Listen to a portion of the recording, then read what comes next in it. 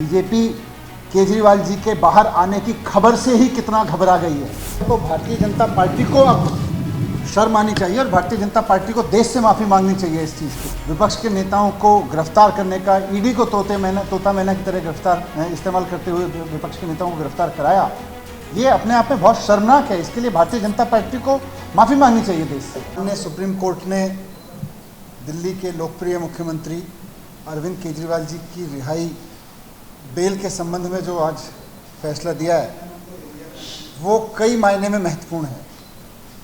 सबसे पहले तो निश्चित रूप से आम आदमी पार्टी के लिए, दिल्ली सरकार के लिए, हम सब के लिए, हम सब के परिवारों के लिए ये बहुत बड़ी राहत की बात है, बहुत भावुक क्षण है कि हमारे भाई, हमारे प्रिय नेता, हमारे गुरु, राजनीतिक गुरु अरविंद केजरीवाल जी भारतीय जनता पार्टी के तमाम कुचक्रों के बाद बाहर आएंगे।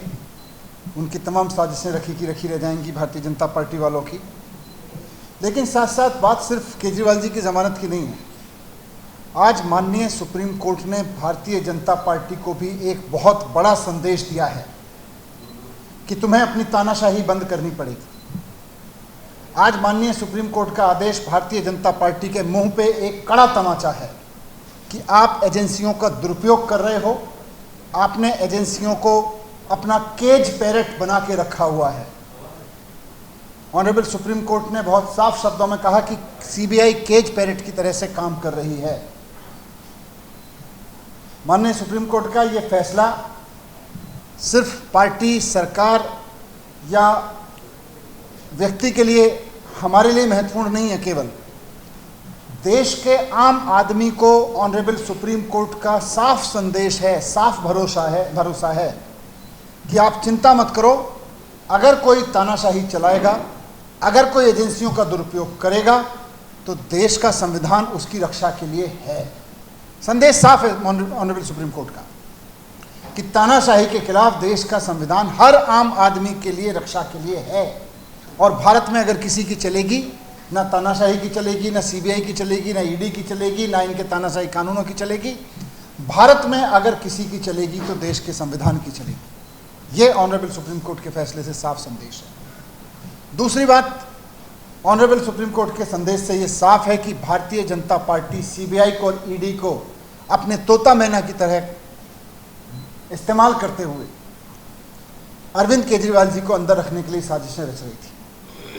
खुद ऑनरेबल सुप्रीम कोर्ट में ये कहा गया आज कि जिस तरह से सीबीआई ने सीएम साहब को अरेस्ट किया, उससे ये साफ हो जाता है कि सीबीआई जानबूझकर केजरीवाल जी को अंदर रखने की मंशा के तहत उनको गिरफ्तार कर रही थी।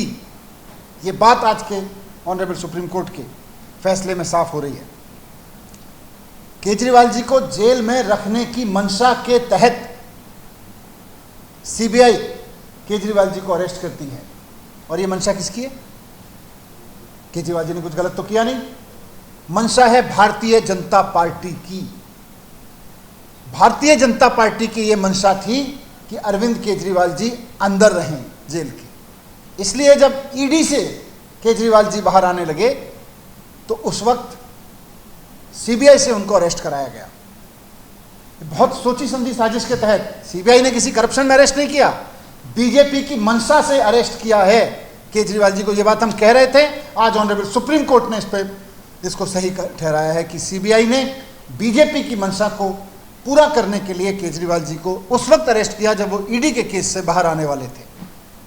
तो भारतीय जनता पार्टी को इस पर थोड़ा सा आत्मावलोकन करना चाहिए, शर्म महसूस करनी चाहिए इस बात के लिए कि इतना खुलेआम वो सीबीआई का दुरुपयोग कर रही थी। आज सुप्रीम कोर्ट में एक्सपोज हो गई है बुरी तरह से भारतीय जनता पार्टी।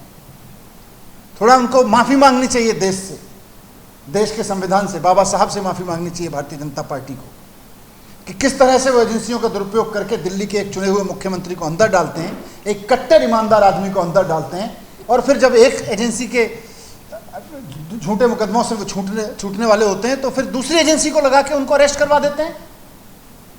ये बात आज एक्सपोज हो गई केजरीवाल जी के संबंध में, मुकदमे के जो बेल के संबंध में उन्होंने दिया। और तीसरी बात हम सब के लिए बहुत सुखद यही है, जो मैंने पहले भी कहा कि लोगों का अरविंद केजरीवाल जी के प्रति बहुत प्यार है। लोगों का प्यार, भगवान राम की, हनुमान जी की कृपा और देश के संविधान का कवच, ये तीनों अरविंद केजरीवाल जी के साथ हैं।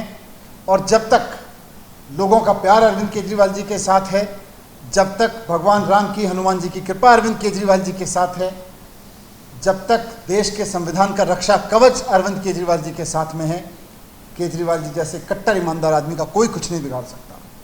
ये बात आज साफ हो गई है। ये तो जो आज कहा है वो तो भारतीय जनता पार्टी को अब शर्म आनी चाहिए और भारतीय जनता पार्टी को देश से माफ़ी मांगनी चाहिए इस चीज़ के लिए। जिस तरह से उन्होंने सीबीआई को तोते की तरह से इस्तेमाल करते हुए विपक्ष के नेताओं को गिरफ्तार करने का, ईडी को तोता मैना की तरह इस्तेमाल करते हुए विपक्ष के नेताओं को गिरफ्तार कराया, ये अपने आप में बहुत शर्मनाक है। इसके लिए भारतीय जनता पार्टी को माफ़ी मांगनी चाहिए देश से।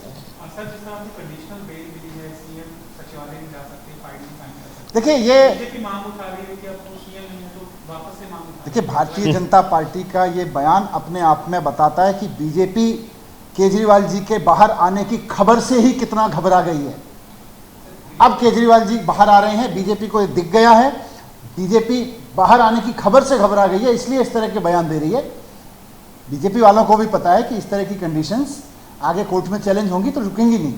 लेकिन आज बीजेपी जो ये कहने की कोशिश कर रही है, अपनी जो कहते हैं ना खिसियां नहीं बिल्ली खंबा नोचे, बीजेपी की स्थिति ये हो गई है। वो कंडीशन पहले बेल चिल्ला रहे थे, कंडीशन चिल्ला रहे हैं। कुल मिला के केजरीवाल जी बाहर आ रहे हैं और इनको ये घबराहट हो रही है बीजेपी को कि अब केजरीवाल जी बाहर आएंगे तो अब क्या होगा। आप देख रहे हैं सौगंध टीवी, सौगंध वतन की।